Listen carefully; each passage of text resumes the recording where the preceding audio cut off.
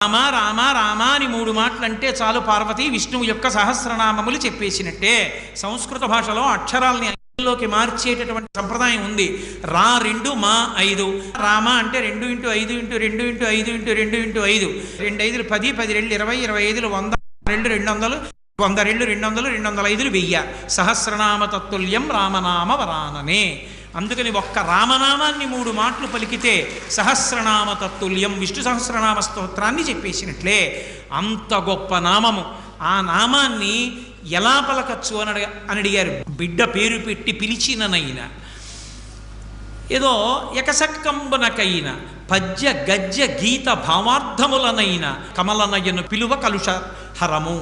రామనామాన్ని మీరు ఏదో పిల్లాడికి పేరుగా పెట్టుకుని ఒరే రామా ఇలారా రామా ఇలారా అని పిలిచినా సరే పాపహరం. బిడ్డ పేరు పెట్టి పిలిచిననైనా, మధ్యలో ఏదో ఆటలాడుకుంటూ రాముడు లక్ష్మణుడు